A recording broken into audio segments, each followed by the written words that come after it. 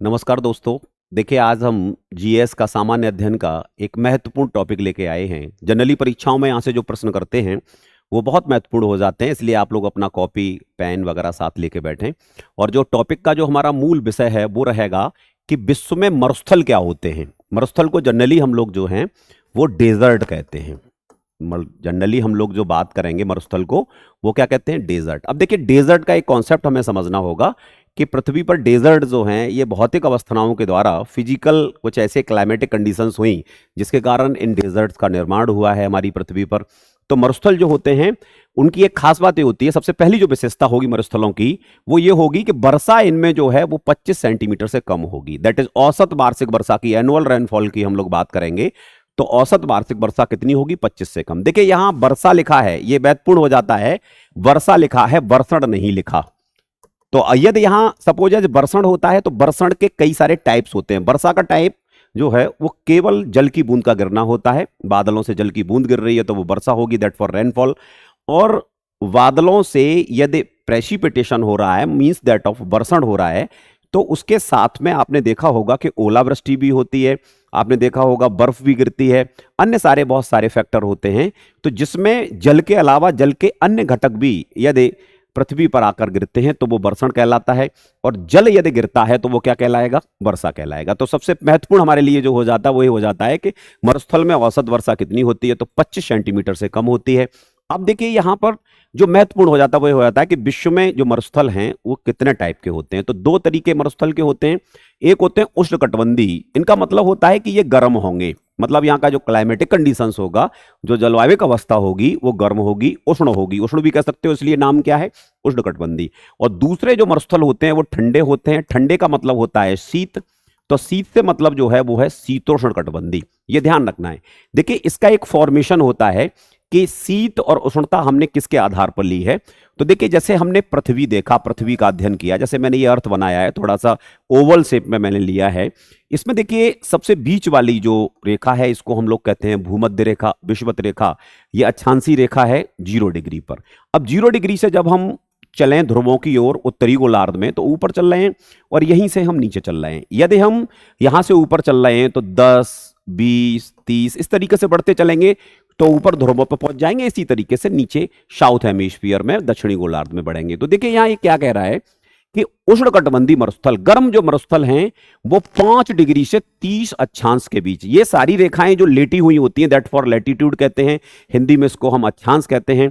लेटी हुई रेखाओं में देखिए 5 से 10, तो 5 से 10 के बीच मींस नियरेस्ट ऑफ विषुवत रेखा, नियरेस्ट ऑफ हमारी जो भूमध्य रेखा है, इसके ऊपर नीचे ही इनकी अवस्थिति मिलेगी। यहां के क्षेत्र में ये ज्यादा देखने को मिलेंगे। कहने का मतलब ये है कि जितने भी गर्म मरुस्थल हैं वो 5 से 0 से चलेंगे तो 5 से 10 के बीच अक्षांशों पर देखने को मिलेंगे, चाहे वो उत्तरी गोलार्ध की बात कर रहा हो, चाहे वो दक्षिणी गोलार्ध की बात कर रहा हो। जनरली होता यह है कि हमारा जो उत्तरी गोलार्ध है ऊपर वाला, यहां पर स्थलीय भाग ज्यादा है और दक्षिणी गोलार्ध में स्थलीय भाग कम है। यह महत्वपूर्ण हो जाता है हमारे समझने के लिए।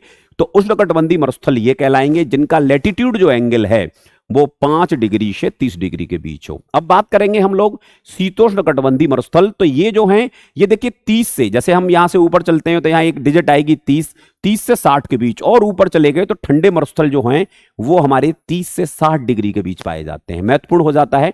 अब देखिए, हम यदि इसको कंक्लूजन देखें हम इसका, तो आपने भारत की अवस्थिति देखी होगी। भारत की अवस्थिति जो है वो अगर हम सपोज है जम्मू कश्मीर की ओर जाएं, जम्मू कश्मीर से ऊपर जाएं, तो लद्दाख जो है ये भारत का प्रमुख ठंडा मरुस्थल है। इसकी अवस्थिति इसके करीब करीब आ जाती है।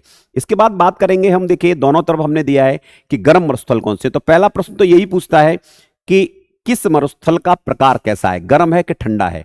तो देखिए, सारे गर्म मरुस्थल मैंने ये लिख रखे हैं। जैसे सबसे बड़ा विश्व का मरुस्थल गर्म जो है वो सहारा होगा।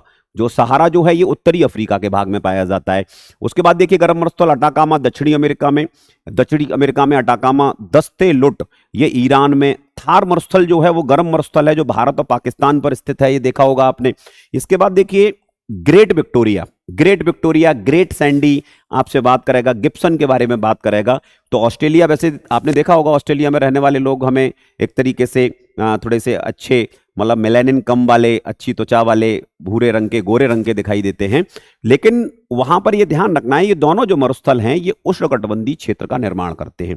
तो ग्रेट विक्टोरिया, ऑस्ट्रेलिया, गिब्सन, ये जो टाइप हैं हमारे, ये सभी गर्म मरुस्थल के टाइप हैं। ठंडे मरुस्थल में देखेंगे तो देखिए सबसे पहला मरुस्थल जो है ठंडे में गोबी है। गोबी मरुस्थल का बता दूं, आपने सब्जियां खाई होंगी, सब्जी में एक सब्जी होती है गोबी। गोबी का जो कलर होता है वो व्हाइट कलर का होता है। तो व्हाइट जो रंग है, सफेद जो रंग है, वो शांति का प्रतीक होता है, और सफेद रंग जो है वो ठंडे का भी प्रतीक होता है। तो ये ध्यान रखना है कि आपसे क्वेश्चन अगर ये पूछता है प्रश्न कि विश्व का सबसे बड़ा ठंडा मरुस्थल बताओ, तो दिमाग में तुरंत ले आना है कि हमसे ठंडे की बात कर रहा है। मींस अगर 4 ऑप्शन होंगे तो गोबी जो है वो व्हाइट कलर की होती है, तो गोबी एक ठंडे मरुस्थल के रूप में है। तो गोबी विश्व का सबसे बड़ा ठंडा मरुस्थल है, ये ध्यान रखना है। क्षेत्रफल में सबसे बड़े ठंडे मरुस्थल की बात की जाए, मींस दैट ऑफ अगर हम ध्रुवों पर चले जाएं, अंटार्कटिका, आर्कटिका, इनको छोड़ दें क्योंकि ये निर्जन भूमि है, यहाँ कोई व्यक्ति निवास नहीं करते। हम बात कर रहे हैं यहाँ पर जहाँ मानव जनसंख्या निवास करती है। तो गोबी मरुस्थल जो है ये विश्व का सबसे बड़ा मानव आबादी वाला, मानव अधिवास वाला सबसे बड़ा मरुस्थल ठंडा है। इसके बाद बात करेंगे तो तकलामकान, ये चीन का भाग है। पेंटागोनिया अर्जेंटीना और चिली का भाग है। और लद्दाख मैंने बता ही दिया, लद्दाख भारत में आता है। तो लद्दाख जो है वो भारत का ठंडा मरुस्थल है, जो सबसे बड़ा भी है। भारत के कॉन्टेक्स्ट में बात करेंगे तो सबसे बड़ा है। और भारत का यदि आपसे पूछता है कि गर्म मरुस्थल कौन सा है, तो भारत का गर्म मरुस्थल जो है, इसमें देखिए मैंने दिया हुआ है थार मरुस्थल, जो भारत पाकिस्तान की सीमा बनाता है। ये विशेषतः हमें यह ध्यान रखना है कि हमें क्या, हमसे कैसे पूछ रहा है क्वेश्चन। तो इस तरीके से हम लोग चलेंगे कि हमसे किस तरीके से पूछ रहे हैं। देखिए इसके अलावा भी कुछ मरुस्थल होते हैं जिसको हम अभी अगली स्लाइड में बात करते हैं। जैसे यहां बात करेगा, आपने नाम सुना होगा कालाहारी, एक मरुस्थल है कालाहारी। तो कालाहारी अफ्रीका का मरुस्थल है। कालाहारी मरुस्थल जो है वो ग्रीष्म में जाएगा, ये ध्यान रखना है, उष्णकटिबंधीय का भाग होगा। और कालाहारी मरुस्थल की एक विशेषता होती है कि विश्व की सबसे बड़ी चिड़िया, शुतुरमुर्ग नाम सुना होगा, दैट फॉर ऑस्ट्रिच, न उड़ने वाली चिड़िया है, तेज दौड़ने वाली चिड़िया है, बड़े साइज का पक्षी है।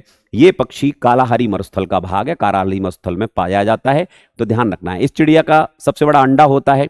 इस अंडे को हम लोग कहते हैं सबसे बड़ी कोशिका, कि विश्व में या पृथ्वी पर सबसे बड़ी कोशिका का नाम बताओ, तो शुतुरमुर्ग का अंडा जो है वो सबसे बड़ी कोशिका का भाग होता है।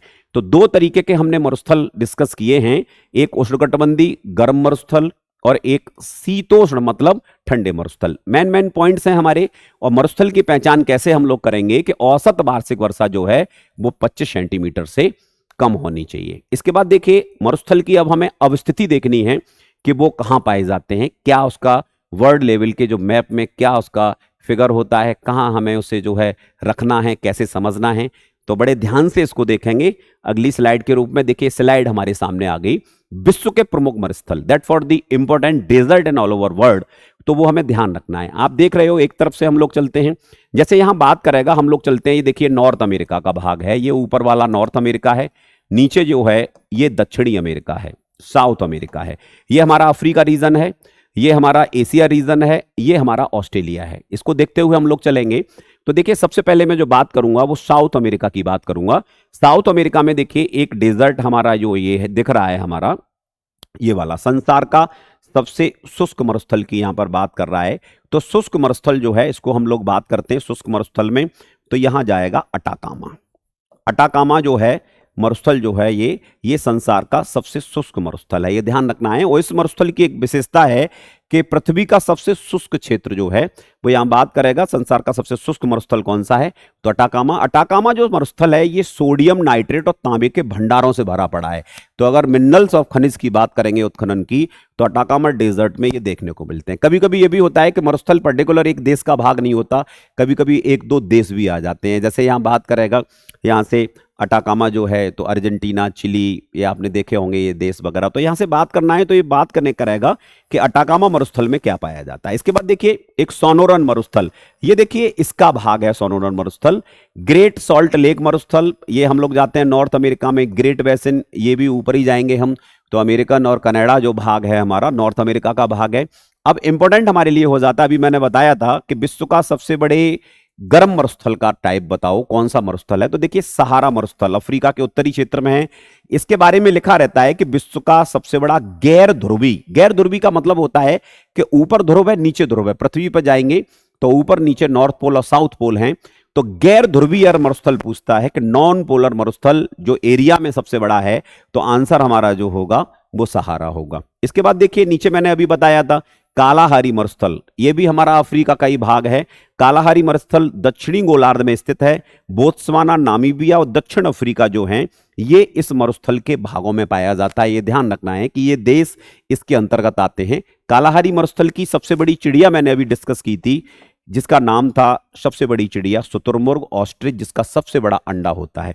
अब देखिए यहीं से हमने बात किया, ये पैटागोनिया, पैटागोनिया साउथ अमेरिका का भाग है और पैटागोनिया मरुस्थल भी कह सकते हो और पैटागोनिया को हम लोग पठार भी कहते हैं। पठार आपने जानते होंगे पठार के पठार क्या होते हैं। तो पठार में जिनके ऊपरी सिरे फ्लैटेड हों, फ्लैटेड का मतलब छतनुमा हो, वो पठार हैं। जैसे आपने सुना होगा संसार की छत, आपने सुना होगा विश्व की छत, संसार की छत सुना होगा, तो पामीर का पठार हम लोग बोलते हैं, ये सबसे ऊंचा पठार हम लोग कहते हैं। इसी तरीके से बात करेंगे तो पैटागोनिया जो है, ये पैटागोनिया पठार के नाम से भी जानते हैं, इसको मरुस्थल भी आप लोग कह सकते हो। इसके बाद देखिए महत्वपूर्ण जो हो जाता है वो ये हो जाता है कि जब हम अरेबिक रीजन में जाते हैं, अरब के आसपास के क्षेत्रों में जाते हैं, तो अरेबिक रीजन में एक मरुस्थल है रब अल खली, रूब अल खली लिखा हुआ है, आप इसे रब अल खली के नाम से ध्यान रखें।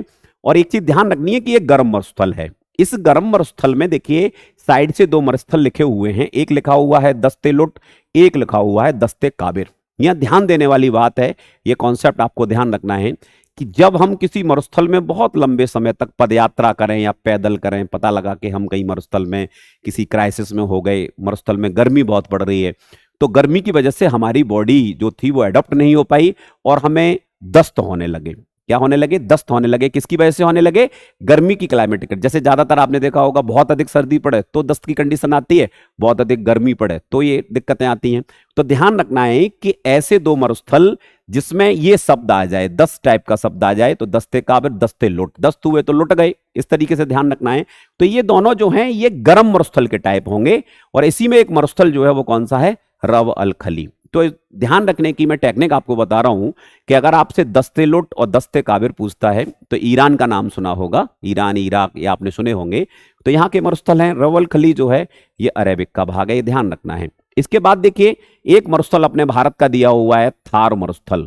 थार मरुस्थल की एक विशेषता होती है कि अगर इन विश्व के सभी मरुस्थलों में आपसे प्रश्न पूछता है कि विश्व में सबसे बड़ा मानव आबादी जनसंख्या घनत्व का मरुस्थल बताओ, तो वहां हमारा आंख बंद करके जो आंसर जाएगा वो थार जाएगा। थार का जो एरिया है ये है हमारा 83 व्यक्ति प्रति वर्ग किलोमीटर। ये ध्यान रखना है, 83 लोग जो हैं इसमें 1 किलोमीटर एरिया में देखने को मिलते हैं। जनरली जो विश्व के अन्य मरुस्थल हैं वहां हमें 83 लोग नहीं मिलते, उससे कम का रेशियो है।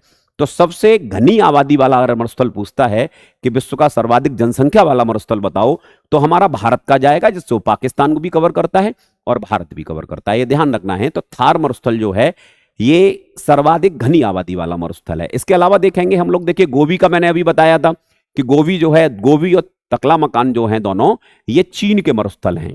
किसके हैं? चीन के। गोवी जो है ये ठंडा मरुस्थल है, विश्व का सबसे बड़ा ठंडा मरुस्थल यदि पूछता है तो हम लोग आंसर क्या रखेंगे? गोवी। गोवी के बारे में बताया था कि गोवी सफेद होती है तो ठंडी होती है, तो वो ठंडा मरुस्थल हो गया। इसके बाद हम लोग जो है मेन मरुस्थल की ओर चलेंगे। देखिए ऑस्ट्रेलिया के मरुस्थल दिए हुए हैं। ऑस्ट्रेलिया में मरुस्थल में देखा होगा गिब्सन, यदि पूछता है कि गिब्सन मरुस्थल कहां है, ऑस्ट्रेलिया का भाग है। ग्रेट विक्टोरिया, ऑस्ट्रेलिया के ऊपर भी आपने देखा होगा ऑस्ट्रेलिया कॉमनवेल्थ गेम्स का, कॉमनवेल्थ राष्ट्रमंडल जो देश है उसका भाग है। यहां भी कभी यूरोपियन देशों का कब्जा रहा था, तो वहां पर यूरोप की रानी आपने सुनी होंगी विक्टोरिया जी, तो उनके नाम पर इस मरुस्थल का नाम है ग्रेट विक्टोरिया मरुस्थल। और इसी में जो है वो great Sandy, great Sandy, great Sandy, sand माने बालू होती है और बालू भी मरुस्थल का ही एक टाइप कह सकते हो। तो 3 मरुस्थल हमें ध्यान रखने हैं, ऑस्ट्रेलिया के बहुत पूछता है कि गिब्सन, ग्रेट विक्टोरिया और ग्रेट सैंडी, ये 3 मरुस्थल कहां के हैं? तो ये कहां के हैं? ऑस्ट्रेलिया के हैं। तो ये हमें क्लास के वाइज हमें इन चीजों को ध्यान रखना है, मरुस्थल के बारे में हमें ध्यान रखना है। इसमें जो महत्वपूर्ण हो जाता है वो एक सूक्ष्म मरुस्थल, जिसके बारे में अभी ऑलरेडी डिस्कस कर चुका हूं, अटाकामा डेजर्ट। इसके बाद विश्व का सबसे बड़ा क्षेत्रफल में मरुस्थल, चाहे ठंडा गर्म कुछ ना पूछे, केवल पूछे विश्व के सबसे बड़े मरुस्थल का नाम बताओ, तो वो मरुस्थल जो होगा वो हमारा सहारा होगा। ये ध्यान रखने वाली बातें हैं। और इसके अलावा मैंने जो आपको बताए हैं इन पॉइंट्स को हम लोग लेके चलेंगे मे बी पॉसिबल ऐसा होगा कि पेपर में यदि मरुस्थल से प्रश्न आता है तो हमारा प्रश्न गलत नहीं होगा। अगर हमारा ये वीडियो आपको पसंद आया हो, आपको अच्छा लगा हो, तो हमारे लिए आप जरूर शेयर करें, लाइक करें और कमेंट्स करना ना भूलें। धन्यवाद।